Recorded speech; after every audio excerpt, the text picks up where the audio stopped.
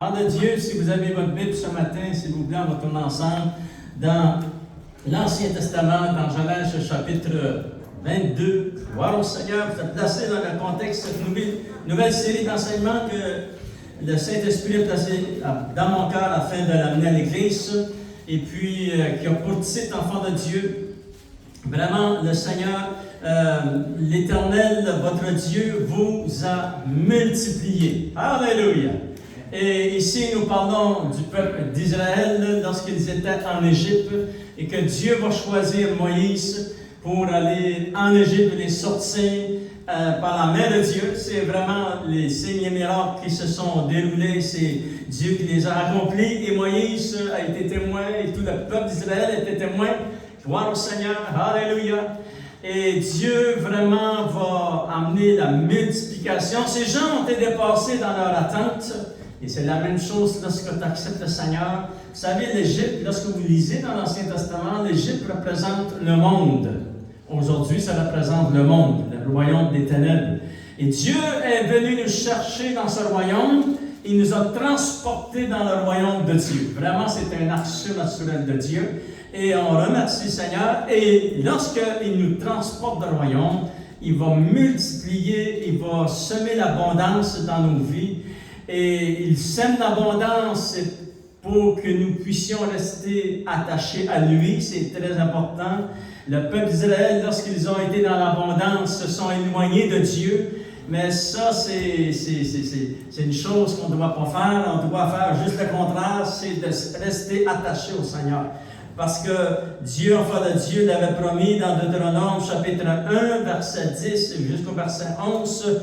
Je vais juste vous lire ces quelques versets et après cela, on va aller, enfant de Dieu, dans Genèse chapitre 22. Mais j'aimerais juste vous lire pour vous placer dans le contexte de cet enseignement. Deutéronome chapitre 1, verset 10, il est dit « L'Éternel, votre Dieu, vous a multiplié.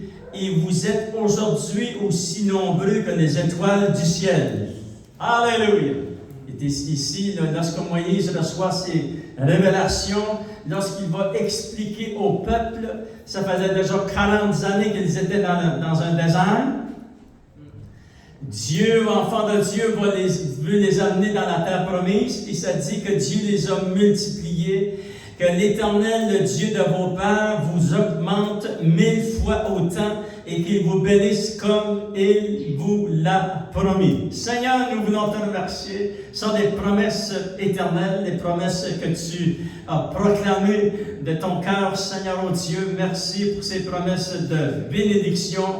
Les promesses qui dépassent nos attentes, tu nous bénis en santé, tu pourvois à tous nos besoins et tu interviens, Seigneur mon Dieu, par des signes, des miracles et des prodiges et tu interviens à travers nos circonstances pour nous secourir, nous consoler. Dieu le Dieu Tout-Puissant te donne toute l'honneur, la gloire et la puissance.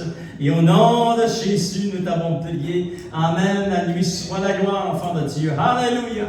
Nous savons, nous voulons nous rappeler ce qui s'est passé avec le peuple d'Israël.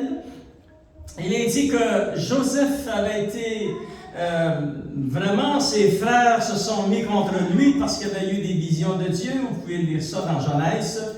Et ça dit dans la parole de Dieu qu'ils ont vendu Joseph comme un esclave et ils l'ont amené en Égypte. Rendu en Égypte, ça dit dans la parole de Dieu qu'il a fait 2 ans de prison.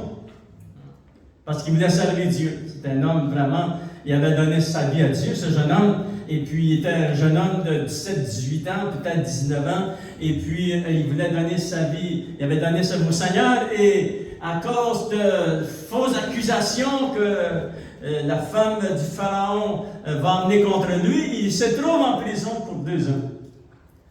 Et il continue à servir Dieu de tout son cœur. Alléluia. Et après 2 ans, il va sortir de cet endroit, de cette prison, se présenter devant le roi. Le matin, il était dans la prison et dans l'après-midi, il devient gouverneur du pays de l'Égypte. Parce que Dieu avait planifié d'envoyer une famine et de prendre son père qui était dans un autre pays, avec sa famille et puis les frères qui l'avaient vendu. Ils étaient 70, il est dit dans la parole de Dieu. sont tous venus à cause de la famine, se sont tous rejoints en Égypte et ils vont reconnaître finalement, Joseph va se dévoiler à eux. Et nous savons que, ici dans Deutéronome chapitre 1, Moïse, sous l'inspiration du Saint-Esprit, parce que vous savez que Moïse a vécu 400 ans plus tard. Ça fait que Moïse ne pouvait pas être avec le peuple d'Israël.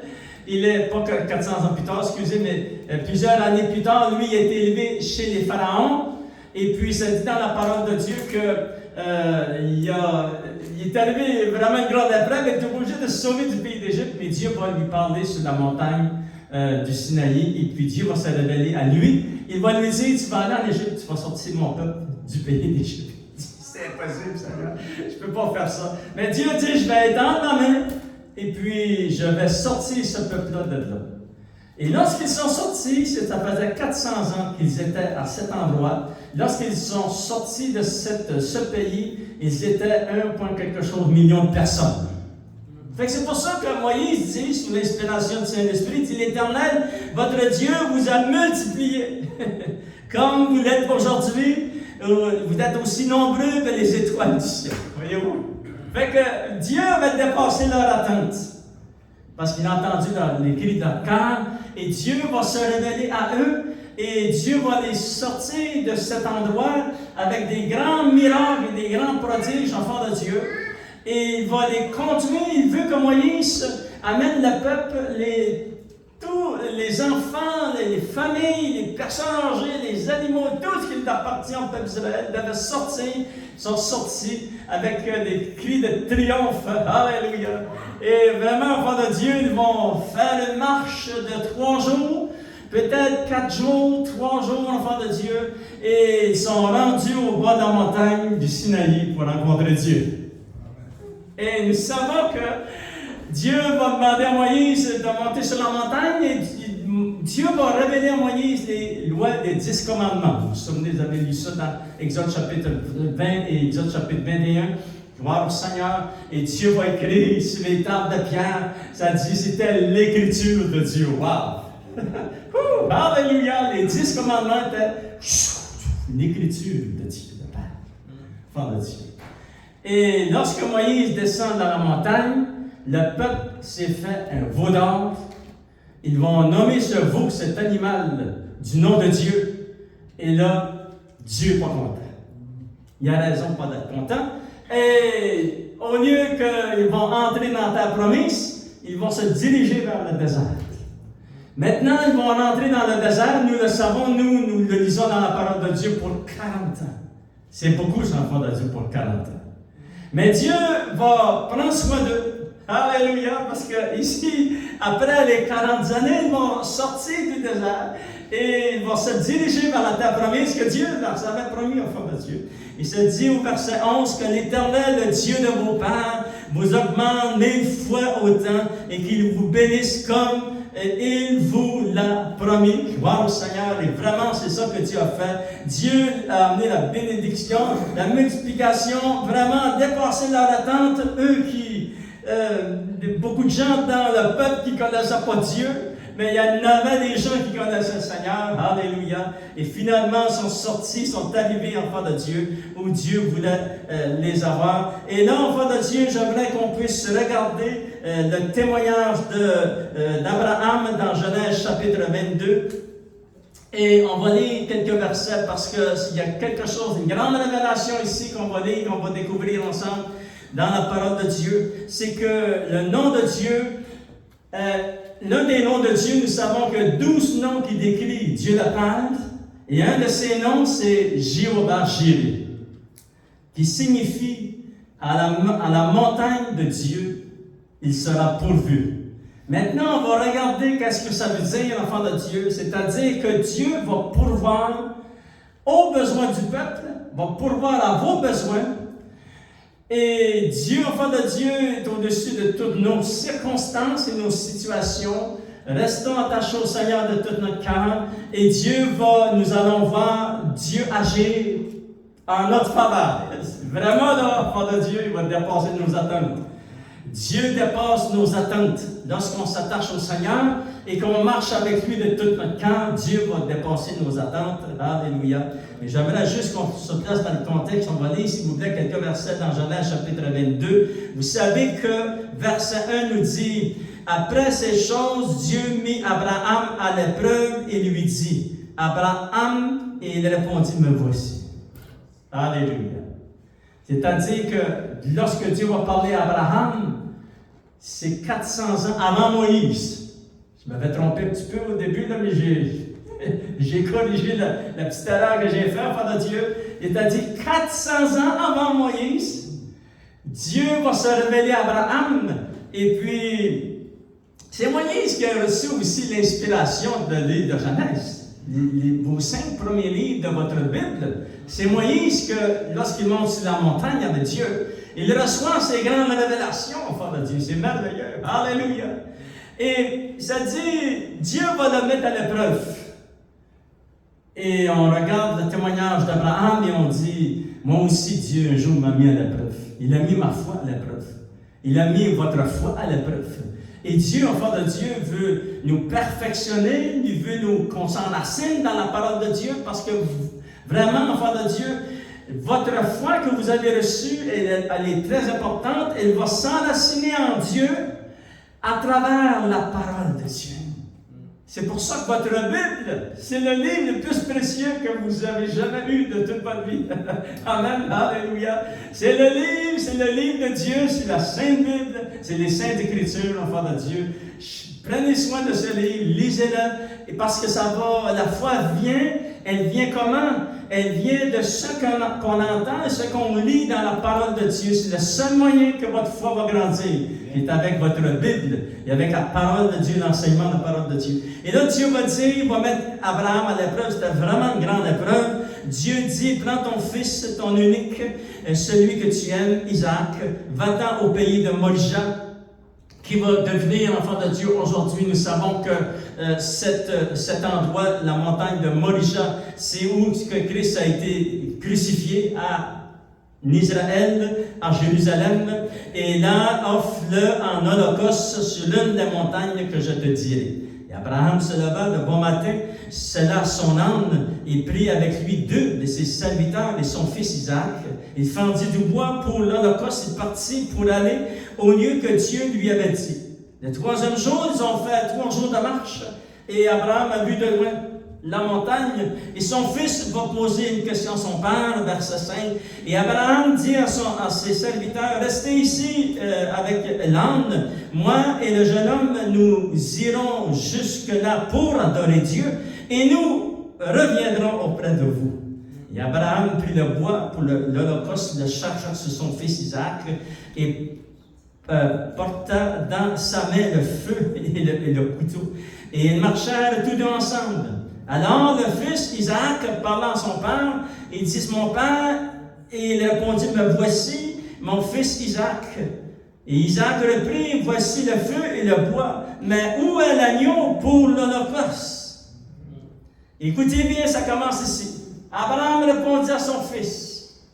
Vous savez que son fils était un jeune homme, et ça dit, Abraham répondit à son fils, mon fils, Dieu se pourvoira lui-même de l'agneau pour l'holocauste, et ils marchèrent tous deux ensemble. Et nous savons qu'il a construit un autel, et puis qu'il est parti pour sacrifier son fils, et ça dit que l'ange de l'Éternel l'a arrêté. Et immédiatement, regardez, enfant de Dieu, verset 13, Abraham leva les yeux et vit derrière lui un bélier retenu dans un buisson par les cornes. Et Abraham alla prendre le bélier et l'offrit en holocauste à la place de son fils. Et là, on dit Amen. Alléluia. Vous savez, enfant de Dieu, le sacrifice ici que Dieu, pour éprouver la foi d'Abraham, parce qu'il est le père de la foi de tous les chrétiens du monde. Ceux qui ont la foi en Dieu le Père, Dieu le Fils et Dieu le Saint-Esprit. Et qu'est-ce que cela signifie? La plus grande signification, ça s'est accompli lorsque Dieu le Père et Dieu le Fils vont marcher tout ensemble pour monter sur la montagne de Golgotha. Et là, le Fils va être sacrifié. Mais ici, il n'a pas été sacrifié, parce que l'ange l'a arrêté. Voyez-vous? Ça représente le Père et le Fils qui montaient sur la même montagne plusieurs milliers d'années plus tard, l'enfant de Dieu. Et lorsque l'ange va dire à Abraham il va l'arrêter, ça dit l'enfant de Dieu qu'il leva ses yeux et derrière lui, il a vu ce bélier qui était près de lui et près de son fils, qui a permis que ce bélier soit là, enfant de Dieu. C'est un miracle extraordinaire. Et là, Abraham va être dépassé parce qu'il va dire, regardez ce qu'il dit, le verset précédent. Verset 14, Abraham donna à ce lieu de nom Jéhovah Jireh. C'est pourquoi l'on dit aujourd'hui à la montagne de l'Éternel, il sera pourvu. Alléluia! Wow! Mais au tout début, nous avons vu au verset 8, il va dire à son fils, l'Éternel pourvoira à l'agneau. Amen. Et ici, enfant de Dieu, Dieu avait pourvu, non à un agneau, mais au bélier. Et ça dit dans la parole de Dieu, enfant de Dieu, que Abraham était tellement touché que Jéhovah Jireh, j'appelle cette montagne Jéhovah Jireh, qui veut dire l'Éternel pourvoira. Et Dieu a pourvu. Alléluia. Et j'aimerais vous dire que Dieu va pourvoir, enfant de Dieu. Dieu va pourvoir, qu'importe les circonstances qui nous entourent. Qu'importe toutes les circonstances qui entourent cette planète aujourd'hui. Parce que sur cette planète maintenant, si on regarde trop les nouvelles, on va devenir découragé. Regardez-la pas 24 heures par jour, s'il vous plaît. Et vous savez que ça tourne 24 heures par jour. Wow! Fait qu'on peut regarder un peu pour voir si c'est rendu, mais il y a beaucoup de découragement dans ce monde, enfant de Dieu. Mais j'aimerais vous dire que Dieu va pourvoir. Dieu va intervenir pour vous. Et là, on va découvrir ensemble qu'est-ce que ça veut dire. Jéhovah Jireh, l'Éternel qui pourvoira. Alléluia. Gloire au Seigneur parce que c'est vraiment, vraiment, vraiment important. L'Éternel qui pourvoira. Et Dieu va pourvoir, enfant de Dieu. Il est le Dieu Tout-Puissant. Et nul n'est comme lui. Alléluia. Il est dit dans Genèse chapitre 22, verset 14, Jéhovah Jireh, qui signifie à la montagne de l'Éternel, il sera pourvu.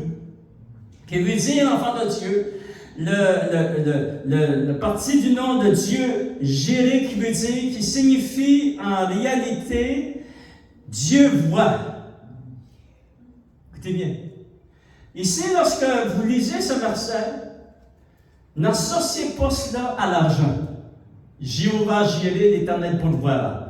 Il va faire, c'est une partie qui va pourvoir. Mais c'est plus grand que cela. C'est-à-dire que Dieu voit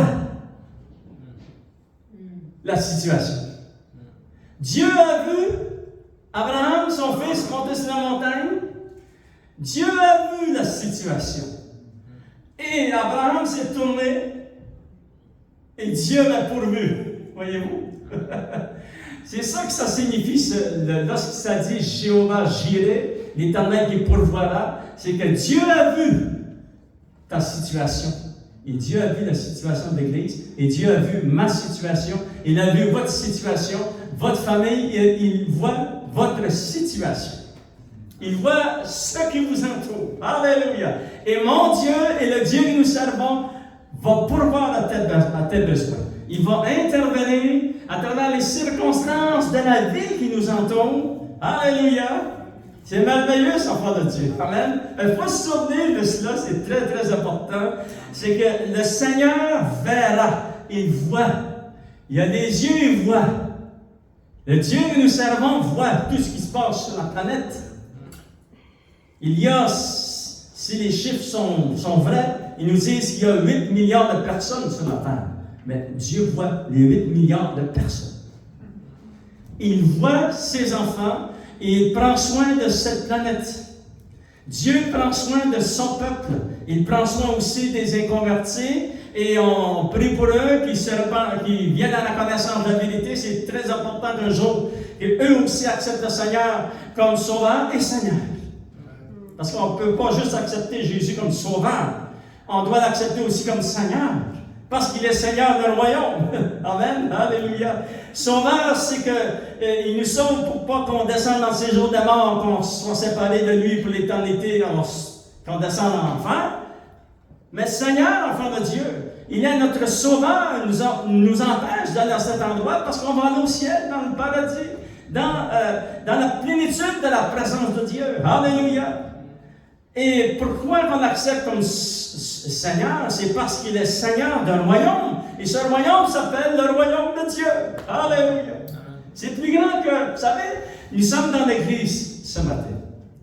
Mais l'Église fait partie du royaume. Et toutes les églises du monde entier, dans tous les pays du monde, aujourd'hui, ils se réunissent et ils célèbrent le Seigneur. Alléluia. Mais le royaume est plus grand que toutes les églises. Voyez-vous? Fait que l'Église fait partie du royaume. Et nous avons accepté Jésus comme Sauveur et comme Seigneur.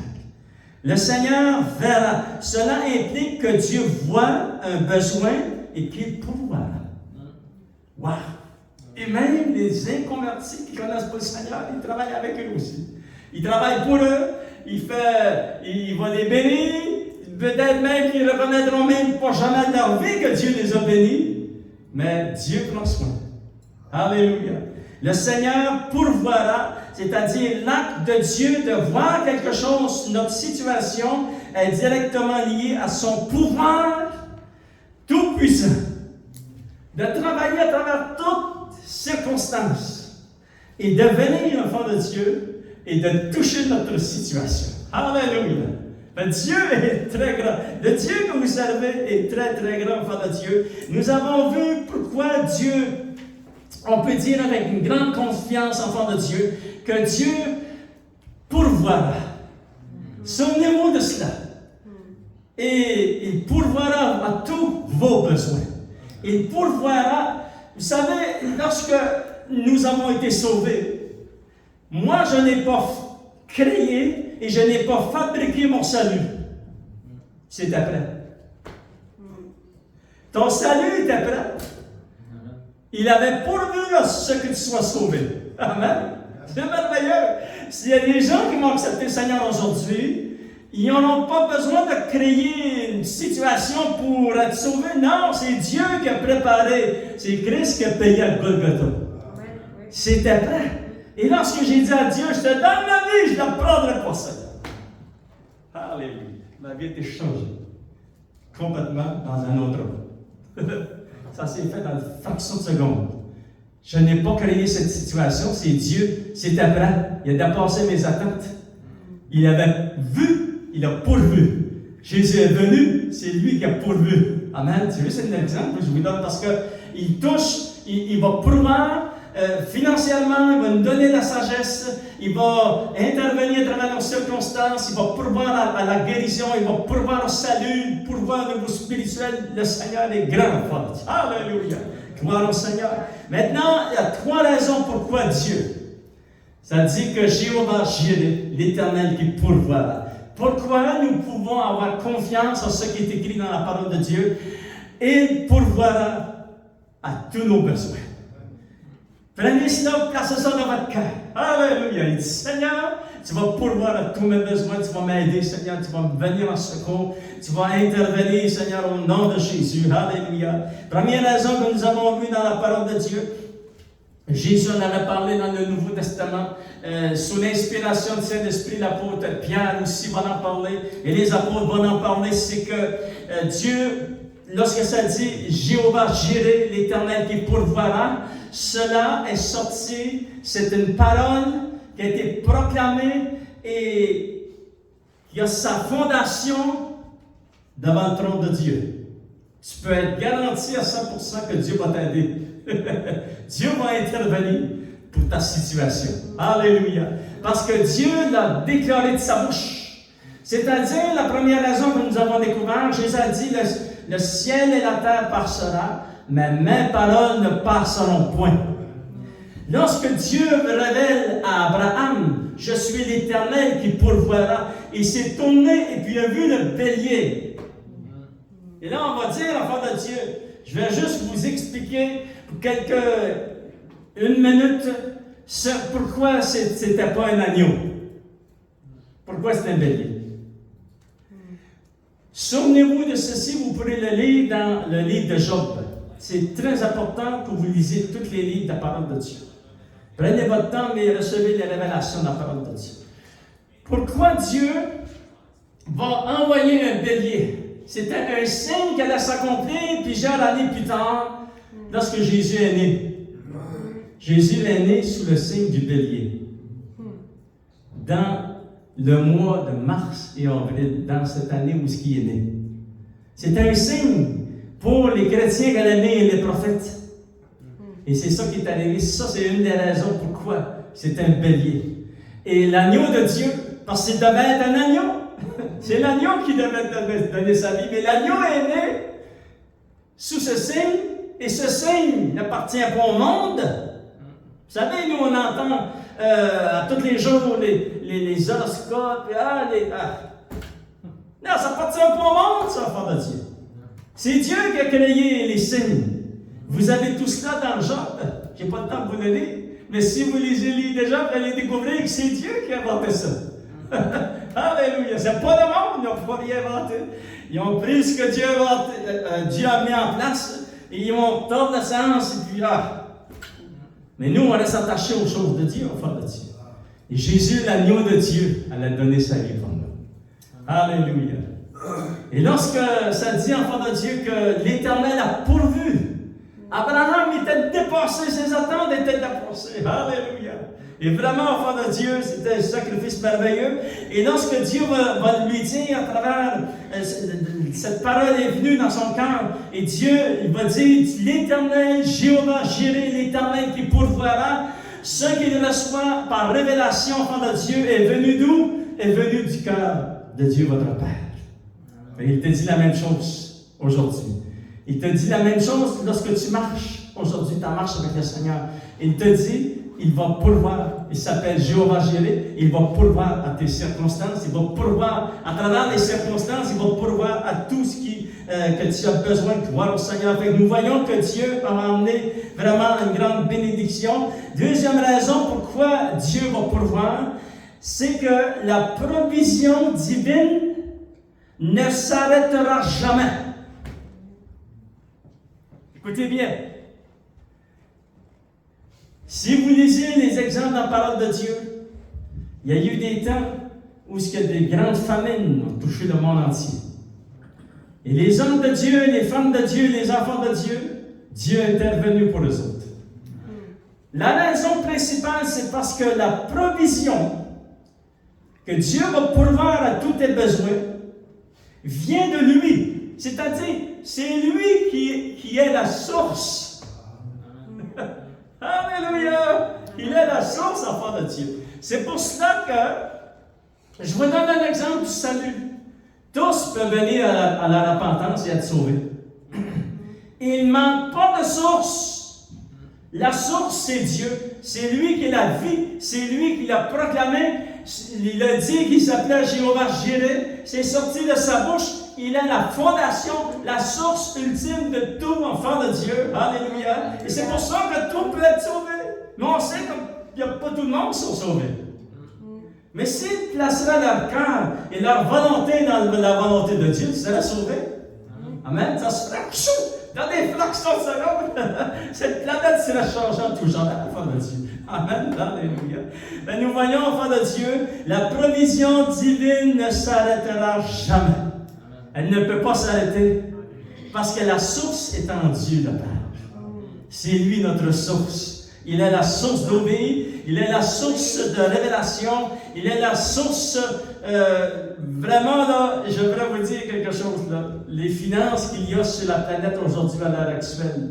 Vous savez, il y a beaucoup de gens qui ont beaucoup de finances et Dieu pourvoit tous nos besoins.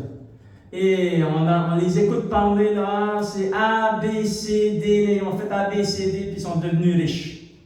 Non, Dieu a permis, ça arrive là. C'était une prophétie de la parole de Dieu. C'est écrit dans votre Bible. C'est écrit dans Matthieu que Dieu, dans les derniers jours, avant son retour, qu'il y aura une abondance. Du nord au sud, de l'est à l'ouest. Fait que Dieu a permis. Et nous, enfants de Dieu, lorsque Dieu nous bénit, restons humbles.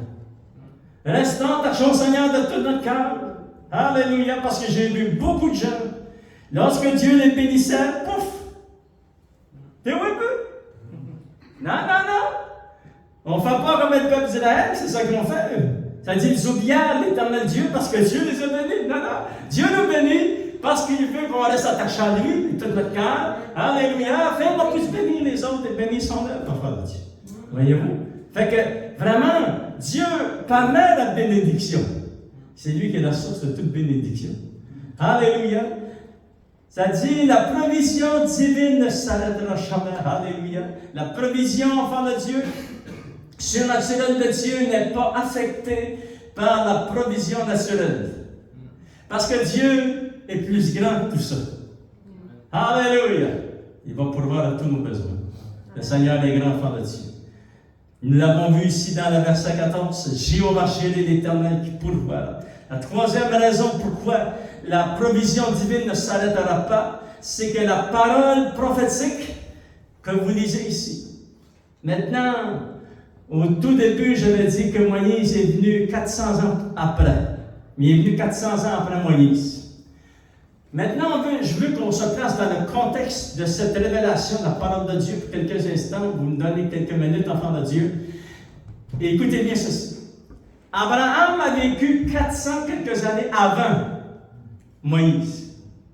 C'est-à-dire, lorsque vous lisez Genèse, lorsque vous lisez Exode, lorsque vous lisez Nombre, Lévitique, ça parle de tout ce qui s'est passé avant lui. Mais Moïse, il n'a pas été à peu près dire n'importe quoi. Non, c'est par révélation, c'est le Saint-Esprit qui a révélé les paroles exactes, comment ça s'est déroulé exactement. Voyez-vous? Fait que vous pouvez avoir confiance en tout ce qui est écrit ici dans la parole de Dieu. Fait que vraiment, l'auteur, c'est pas Moïse, c'est Dieu, le Saint-Esprit, l'auteur. C'est pour ça que la parole de Dieu dit que toute écriture est inspirée de Dieu, Dieu, le Saint-Esprit. Amen. Jésus va nous le dire. Il va dire, le Saint-Esprit qui viendra, il s'appelle l'Esprit de vérité. Et il vous enseignera toutes choses. Il a fait la même chose dans l'Ancien Testament, et c'est pour ça que nous avons toutes les Écritures. Alléluia. Et lorsqu'il va écrire l'histoire d'Abraham et son fils qui monte cette montagne, l'enfant de Dieu, wow! C'est 400 ans plus tard. C'est impossible que Moïse, enfant de Dieu, c'est par révélation qu'il a reçu de Dieu. Amen. Vraiment, les paroles exactes, comment cet événement s'est déroulé. C'est par révélation qu'il a reçu. C'est lui qui écrit par rapport à Joseph. C'est lui qui écrit par rapport à tout ce que vous lisez dans Genèse. On commence par Dieu créant les cieux et la terre. Alléluia. Voyez-vous? Fait que la Bible devient vivante. Oui, c'est vrai. Ça devient vivant. Oui. Je vous donne un bonus. Croyez que c'est le Saint-Esprit qui a inspiré ces hommes. Puis c'est la vérité. C'est Dieu, le Saint-Esprit, qui va le révéler exactement. Fait que lorsque tu roules la parole de Dieu, ça devient une Bible, pas juste d'histoire.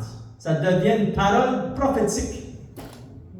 Parce que la parole prophétique que Pierre a reçue par révélation dans le Nouveau Testament, lorsqu'il va dire que les hommes de Dieu ont parlé sous l'inspiration du Saint-Esprit, c'était la parole prophétique de Dieu. C'est tout ça. Voyez-vous? C'est tout ce livre. Fait que lorsque vous lisez, j'ouvre la parole de Dieu. Et ce livre est la parole prophétique qui est sortie du cœur de votre Dieu. Et votre foi va prendre naissance. Elle va brûler en vous, elle va devenir comme vraiment une source d'eau vive, enfant de Dieu. Alléluia. Et là, vous allez lire la parole de Dieu, vous allez dire, waouh, c'est la parole de Dieu. C'est un livre saint que j'ai là. Je tiens dans mes mains la parole, le livre le plus saint que dans le monde entier, qui s'appelle les Saintes Écritures, qui s'appelle la parole de Dieu.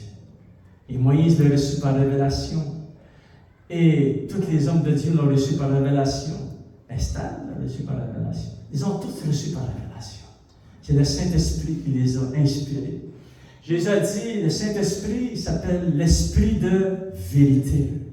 Vous tournez, vous continuez à aller, vous arrivez dans Apocalypse chapitre 19, et là on a versets 9, 10, 11 et 12, et là vous lisez, ça dit que le Saint-Esprit est l'esprit de la prophétie. C'est très vivant ce livre. Alléluia! C'est très vivant, frère de Dieu. Vous avez dans vos mains la parole de Dieu qui est la vérité, qui est le Saint-Esprit, et le Saint-Esprit aussi est l'esprit de la prophétie. C'est comme, comment je pourrais vous expliquer ça, enfant de Dieu, en terminant? C'est comme le Père, le Fils et le Saint-Esprit. Le Père a dit des paroles, le Saint-Esprit, qui sont unis d'une union céleste et éternelle, alléluia, et les paroles sont sorties de la bouche du Père, t'es inscrite dans votre Bible. Wow! C'est un miracle extraordinaire. Protégez votre Bible, enfant de Dieu. Lisez-la chaque jour, tous les jours. Alléluia. Et recevez et croyez à ce que la parole de Dieu nous dit. La troisième raison pourquoi ça dit dans la parole de Dieu, Jéhovah Jireh, l'Éternel qui pourvoira, c'est parce que vous avez cru à la parole de Dieu. Lèvons-nous sous l'ensemble, enfants de Dieu. Donnez une bonne main d'applaudissement, Seigneur. Alléluia. On va inviter nos musiciens, on va dire merci, Seigneur. Alléluia. On va dire merci, Seigneur, pour ses bontés et que Dieu